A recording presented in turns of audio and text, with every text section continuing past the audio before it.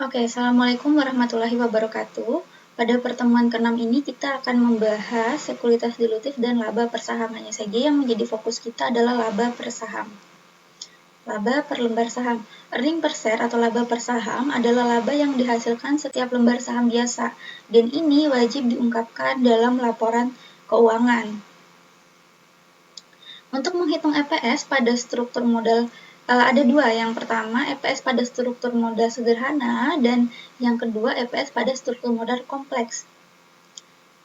Untuk EPS struktur modal sederhana, jika hanya ada saham biasa atau tidak ada saham biasa yang berpotensi untuk mengurangi EPS saham biasa. Sedangkan yang kompleks jika termasuk sekuritas yang dapat menimbulkan pengurangan terhadap EPS di saham biasa. Nah, ini merupakan rumus EPS dasar. Karena kita sedang membahas struktur modal sederhana, maka rumusnya laba bersih dikurangi dividen saham preferen dibagi dengan jumlah rata-rata tertimbang saham biasa. Dividen saham preferen ini merupakan laba bersih residual. Lalu, saham preferen, jumlah dividen dari saham preferen atau bukan kumulatif yang diumumkan bagi periode bersangkutan.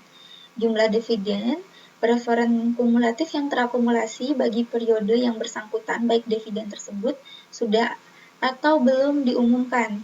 Jumlah dividen saham preferen kumulatif untuk periode bersangkutan tidak mencakup dividen saham utama kumulatif periode lalu, meskipun dividen tersebut diumumkan atau dibayar dalam periode kini. Jika perusahaan mengumumkan dividen untuk saham preferen saat terjadi kerugian bersih, maka dividen saham preferen ditambahkan ke komponen kerugian bersih untuk menghitung kerugian per saham. Lalu bagaimana sih perhitungan jumlah rata-rata tertimbang saham yang beredar? Saham yang ini adalah saham yang diterbitkan dalam periode itu akan mempengaruhi saham beredar dan harus ditimbang menurut bagian dari periode peredarannya. Perusahaan harus melakukan pembobotan jumlah saham beredar berdasarkan bagian periode saham tersebut. Untuk mencari jumlahnya, berarti perhitungan saham beredar ini didapat dari jumlah saham yang beredar dikali dengan faktor pembobot waktu. Nah, dari mana rumus faktor pembobot waktu itu berasal dari jumlah hari beredarnya sekelompok saham dibagi dengan jumlah hari dalam satu periode. Oke, ini contohnya pada tanggal 1 bulan Januari 2007, posisi awal saham yang beredar itu 90.000 lembar. Di bulan April, perusahaan menerbitkan 30.000 lembar saham dengan kas. Jadi, ini perhitungannya dari tanggal beredar, mulai dari bulan Januari sampai bulan 4, saham yang beredar adalah 90.000. Kita kalikan dengan bagian tahun, 3/12. Kenapa 3/12? Karena tadi dihitung dari bulan Januari sampai bulan April itu 3 bulan. Kita bagi dengan periode saat ini. Nah, ini nih, jumlah hari dalam satu periodenya. Jadi patokannya di sini bulan, 3/12, 90.000 dikali 3/12, maka saham rata tertimbangnya ada 22.500. Lalu yang ini adalah jumlah rata-rata tertimbang saham beredar untuk stock split. Tahu ya, stock split itu adalah pemecahan saham yang dari saham yang dibeli. Nah, dari sini nih, lihat di bulan April tahun 2017, perusahaan membeli kembali 24.000 saham. Kemudian ini di bulan Juni, perusahaan memecah saham menjadi tambahannya ada 72.000. Jadi dari yang tadi 24.000 dibeli, saham selanjutnya yang mereka keluarkan adalah 72.000 lembar saham.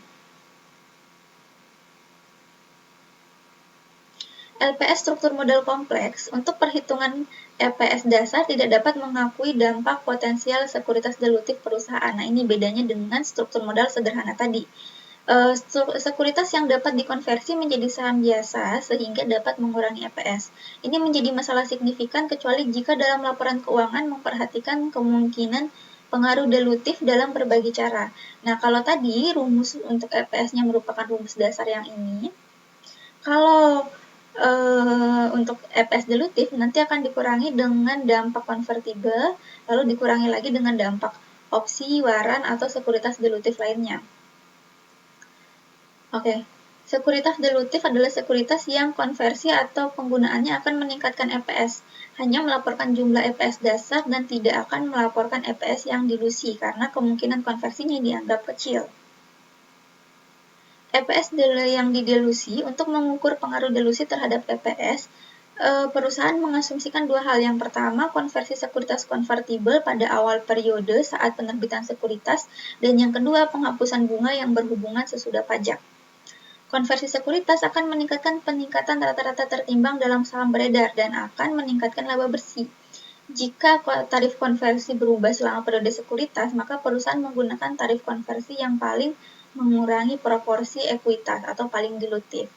Nah, kalau ini penyesuaian laba setelah pajaknya, dividen dari efek berpotensi saham biasa yang bersifat dilutif, bunga dari efek berpotensi saham biasa yang dilutif yang diakui pada periode bersangkutan, dan perubahan pendapatan atau beban dari konversi efek berpotensi saham biasa yang sifatnya dilutif.